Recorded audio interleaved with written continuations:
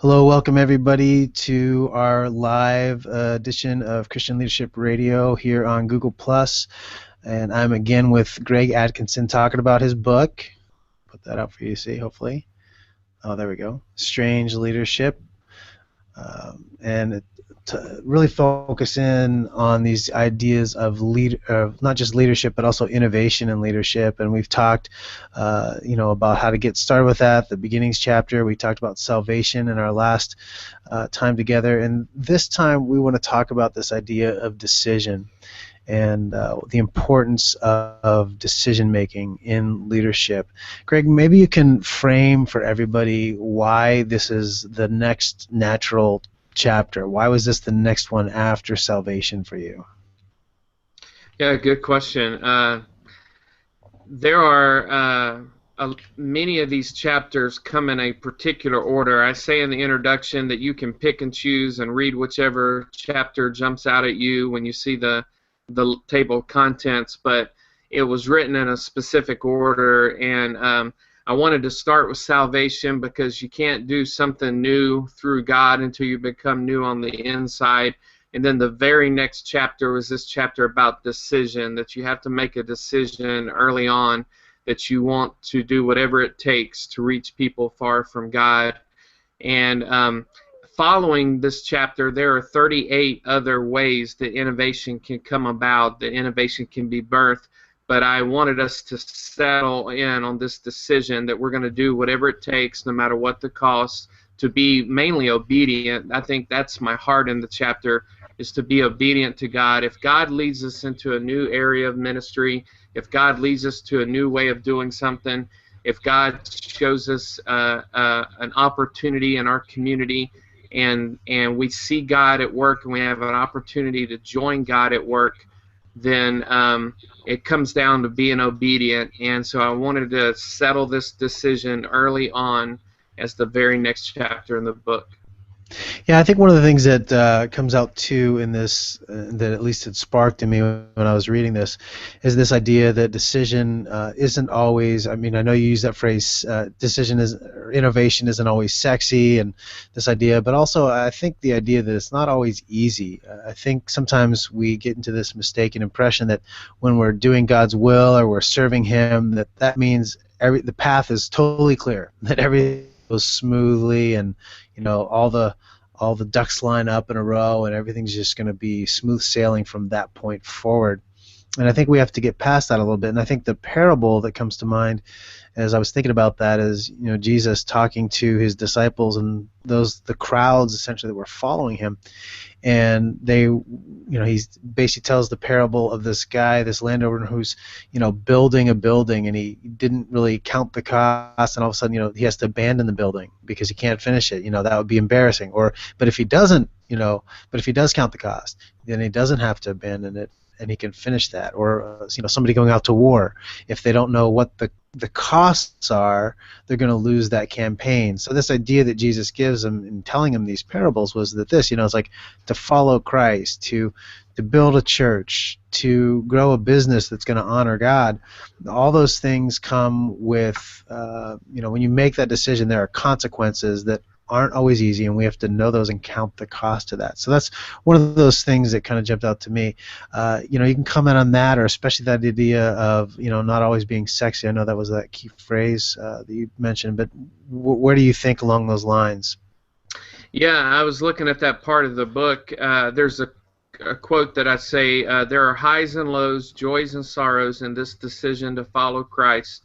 Make no mistake, it will cost you something. It might cost you everything.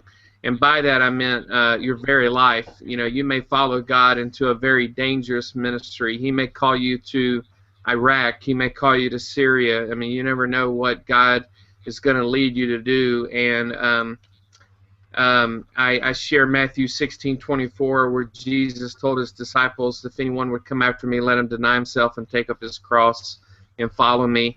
And then there's that sentence, can we please put away the myth that innovation is synonymous with sexy? And I was talking to you earlier. There are things that we're going to be called to do, working with the poor, working with homeless, working with widows, that just flat out, I mean, to be honest, they're just not sexy. Um, it's not sound and video and lights and fog and haze and moving stages and props and drum risers. It's not all cool like we think of when we think of innovative and trendy stuff. But God may call us to get our hands dirty and to roll up our sleeves and to dive into the poorest parts of our cities. And so we have to accept this early on. The innovation is not sexy. And then, like I said, to wrestle to the ground this decision to be obedient no matter what the cost, that we're going to follow Christ. Yeah, what I think about that is, and I know we've talked about this once previously. I'm pretty sure it was live on air, not just privately, but uh, this idea of innovation, and it makes the magazine covers, and a lot of times it's just about the guys with the biggest budgets and the biggest churches, and it's not necessarily the people that aren't in those positions. Not that there's anything wrong with those people, or not say that's not innovation. It's just that we have that one picture in mind because that's what's been kind of presented in the media side of things. But I think of that. Let me give you one of the things I was thinking of. There's a guy here that I work with at Southern California Seminary here in San Diego, and he goes out and he actually has an international ministry. He's traveled to 70 countries or more, I don't know, and he has this basically consulting business that he does with schools. And now he brings a Christian perspective to that, and they're not shy about what they do and the Christian principles that they build all their stuff on. But he's invited to countries that are closed in many cases to Christianity. He's invited. I know I can't mention all the countries he's going to now, mostly because I can't remember, not because they're secret. But but I was just talking with him, a couple days ago, and some of these countries like Estonia and all these other places that he's going. And he takes in, a team of 70 people, and he'll train their school leaders, their educators, all these kind of different principles and values of doing better education. But all of it, brings in the gospel to some degree or another. And then, not to mention the interaction and the respect that they gain from, national leaders, that they value who they are. And then they say, wow, but you're Christian, and that can change a lot of individuals and a lot of lives for the kingdom. And here they are doing something that, and I'm sitting here talking to this guy that I work with, and I have no idea what's really necessarily going on because it was new to me, and we've talked a couple times about this. But that's something that doesn't make necessarily news or press.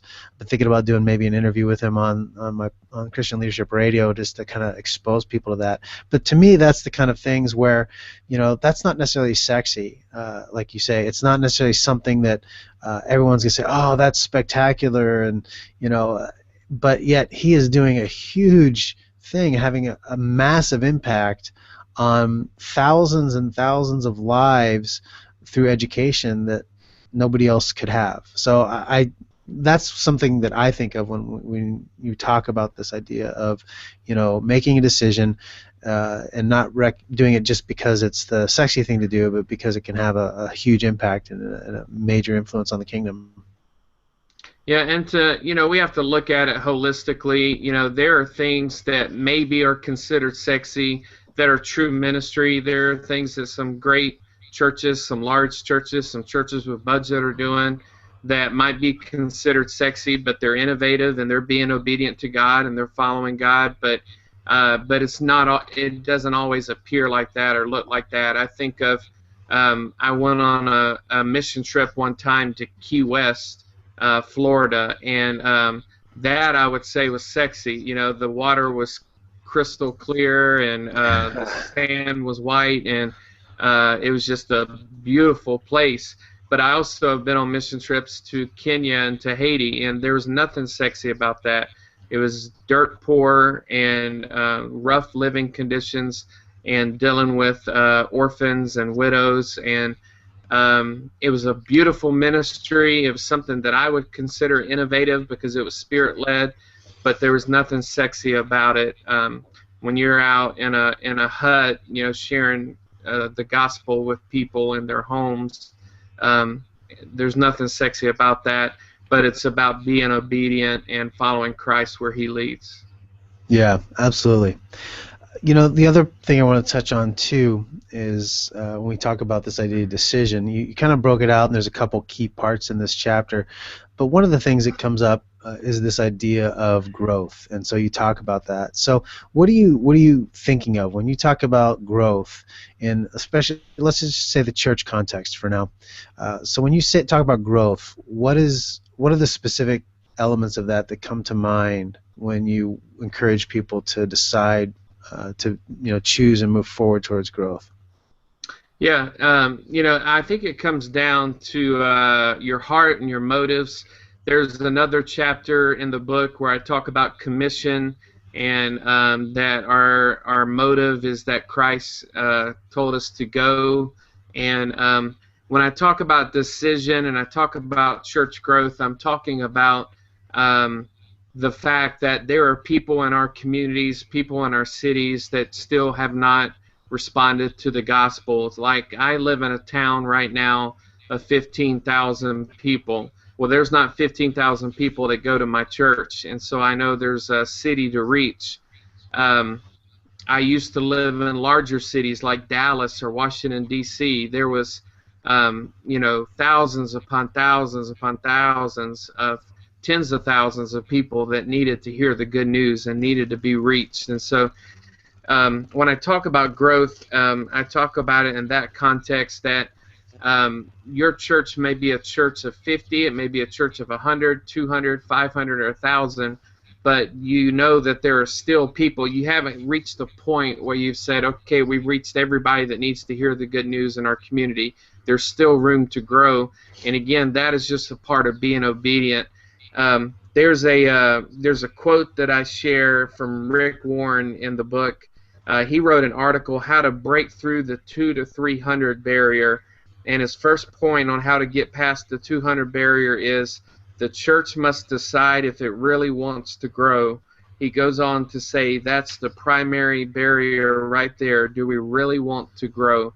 And so I was, we didn't have a recording this past week. I was out of town at a prayer retreat, and I was at this pastor's retreat center, and there's a guy that runs the pastor's retreat center who is the caretaker and the pastor there, and he meets with you, and he's been a pastor for 30 years, and he said that he was once fired from a church because it grew too fast. And I said, man, I can relate to that because I've been in similar situations. But a lot of people don't like growth. And Rick Warren also says in that same article, it takes unselfish people for a church to grow.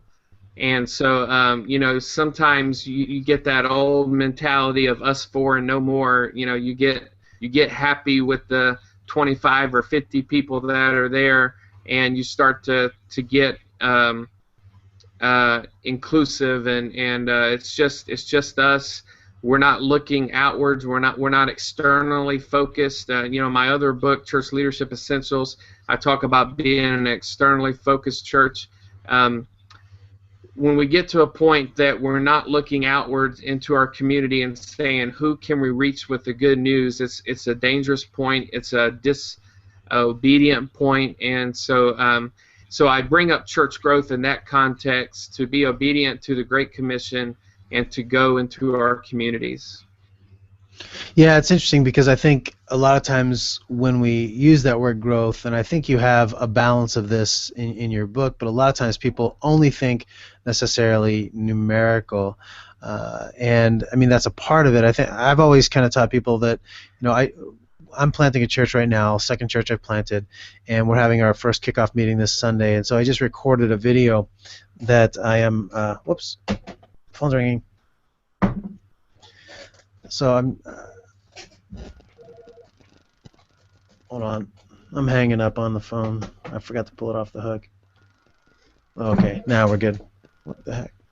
All right, so sorry about that. So we're having this meeting, and I just recorded a video. It's on my YouTube channel that kind of lets people know the vision and purpose of where we're headed.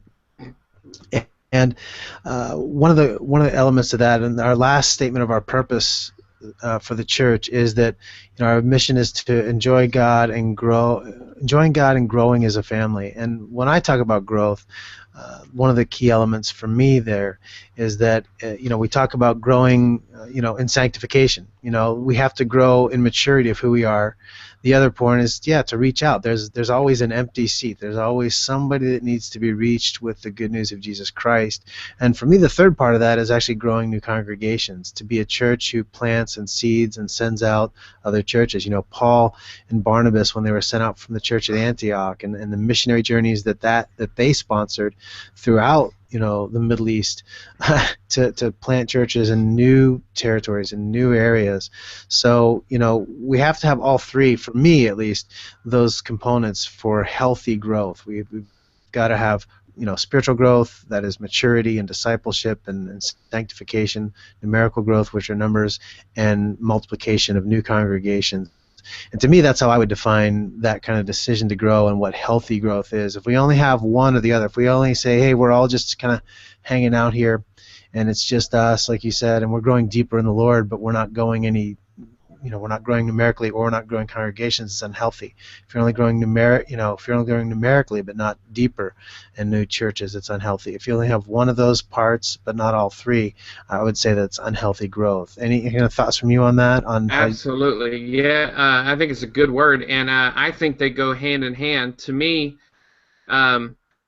if you're not growing numerically, I would question if you're growing spiritually, because if you're growing spiritually and if you're growing and you're being spiritually mature, then you understand the Great Commission, you understand the need of God wanting none to perish, you understand the need to share your faith, to be a Christ-like example with your coworkers, with your classmates, with your friends, with your family, and you set a Christ-like example with all those that you come in contact with.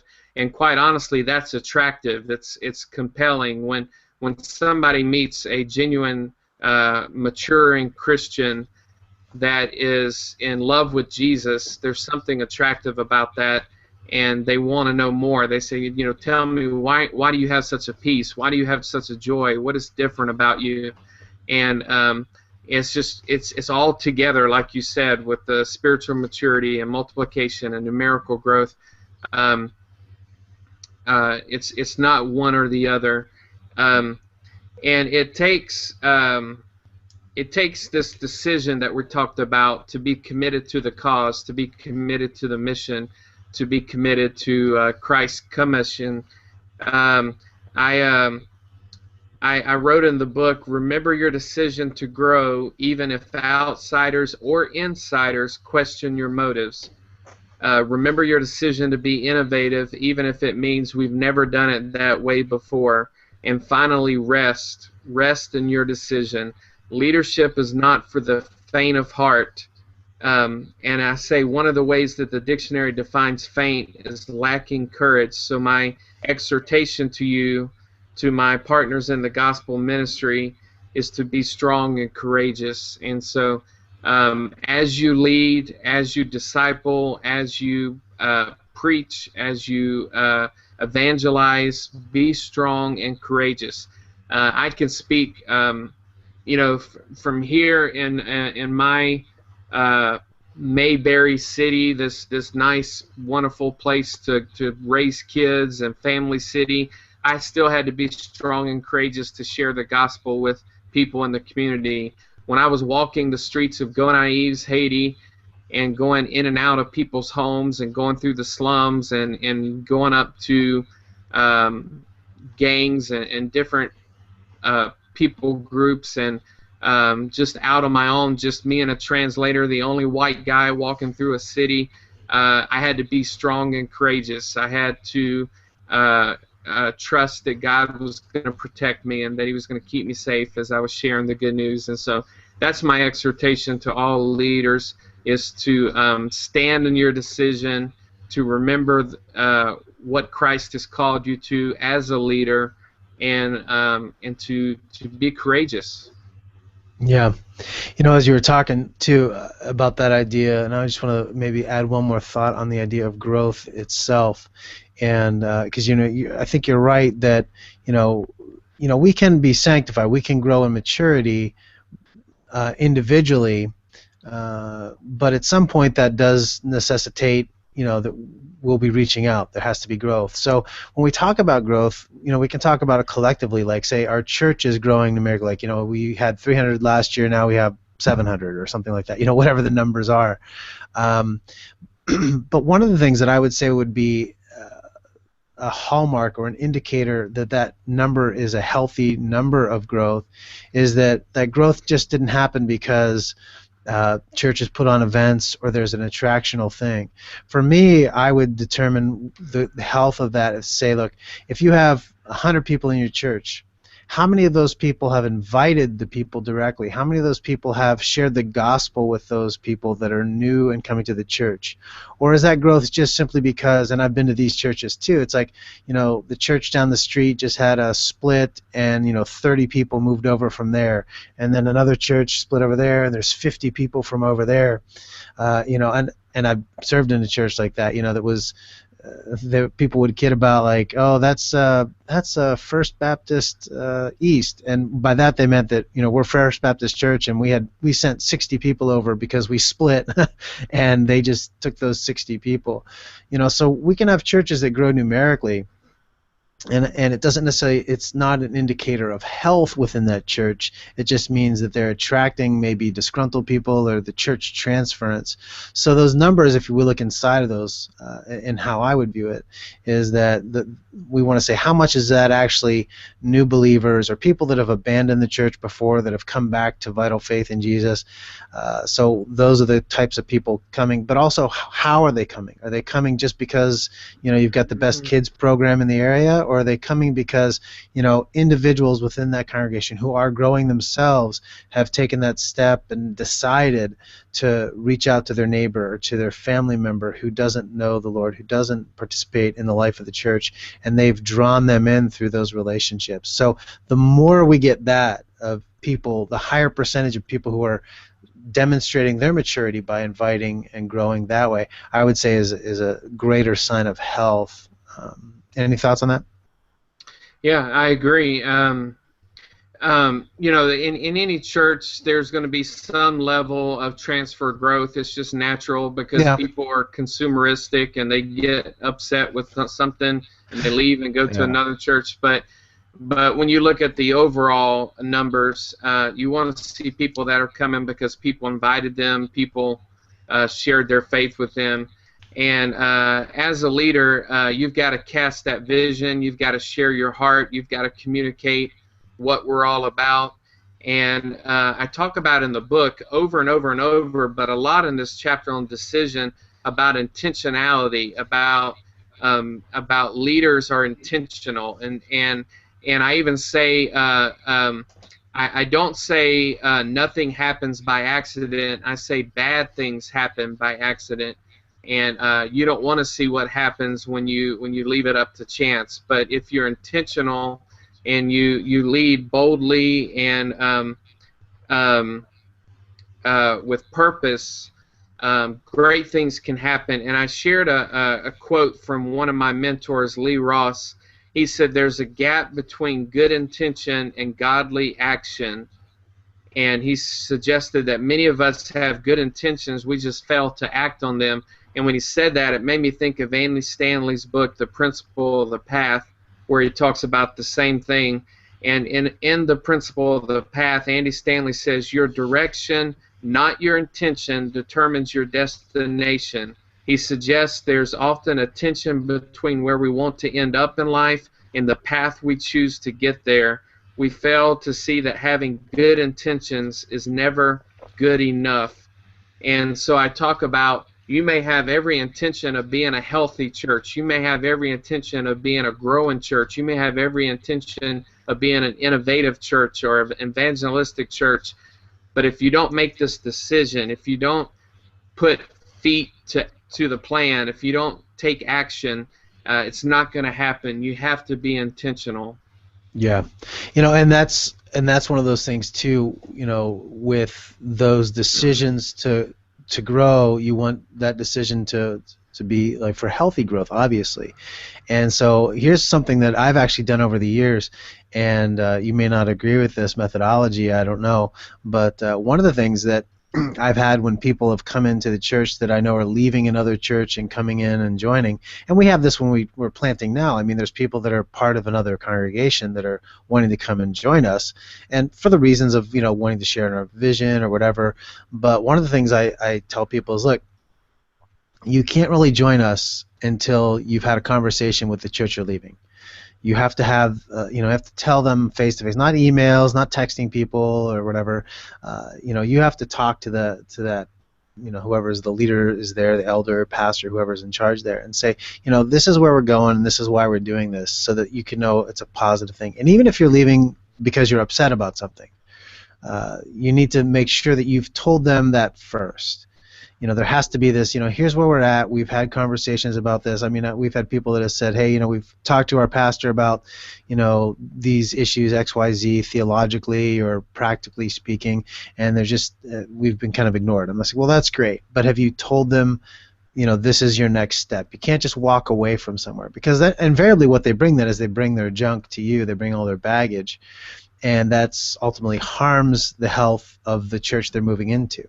So having conversations with the people and saying, look, and I've even been in a position where I've said, hey, would you mind if I'm going to call your pastor? I'm going to talk to them because I want to kind of hear their side of what's going on, especially if there's a real controversy around it. And some people will just walk away because they don't want to do that. They don't want any accountability for whatever has gone on in their life. And some people look at that and say, oh, man, but you turned away somebody. It's like, well, no, what I tried to do was bring in somebody in a healthy way, as opposed to just bringing in somebody just so I could have another warm body in a seat. So a lot of times that decision to grow and have healthy growth that is modeled through maturity means you end up, as Jesus did in some ways. He kind of pushed some people away until they could really stand to hear what it meant to follow him and to take up their cross and do that. So I don't know how you would have approached that, or if you think that it would be good or bad, but that's kind of how I've seen it modeled and how I've done it myself over the years. Yeah, it's kind of like having an exit interview. Yeah. But yeah, I was a part of a large church here in Joplin, Missouri, and then they planted a new church in Joplin, Missouri, and we decided to go be a part of this new church plant. It's 4 months old, and we wanted to help it out and to be there for the beginning of it and the launch of it. And I still go to coffee with the launching churches. Senior pastor, we just met for coffee not too long ago. I talk about how I miss the church, how I miss his preaching, but that we're there being a part of the church plant, and we're helping out, and we get along great. Like if you were to ask me, if you were the church planner and said, can I talk to the pastor and make sure everything's okay, I would say absolutely, because I have nothing to hide, and he knows that we're going to help out. But it's one of those things. I used to coach church planners, and I still do a little bit informally, just casually, but I used to coach church planners as a job. And one of the things that I used to always caution church planners is to watch out for who comes early on to a church plant. And one of the things I remember saying over and over and over is your launch team is not your core team. You, over time, will develop a core, a group of people that have been there from the beginning and will be there till the end. They are your core, but they're not necessarily the launch team, the people you launch with. Some people just come because they want to be a big fish in a small pond, and when that pond starts to grow into a lake and you start to get bigger and bigger and bigger, they start losing their power and they start losing their position, and they get upset and they cause dissension and trouble and disunity. And so always caution people to watch who you put into leadership early on, watch who you give titles to early on. I'd be very hesitant to give people titles, to start assigning elders and things like that until somebody has proven, or unless you've known them for a long time. But yeah, and I think it's a good thing. I call it just having an exit interview with, why did you leave your last church? and what is your real motive for being here at this new church. I think that's a healthy form of growth. Because in this chapter, I talk about growth in the context of church health, that healthy organizations grow, and we want to focus on church health more than church growth. We want to be healthy churches, and Yeah. so I think that's wise. I think that's wise. Yeah. All right. Well, we're closing in on the end of our time. I want to be faithful to that. Any last thoughts? Just something maybe you want to point out of the book. Maybe you can just point people to, even if there's not time to talk fully about it. And just say, hey, folks need to focus in on this, or maybe something they can do this week, or a challenge they can kind of undertake to help them make this decision.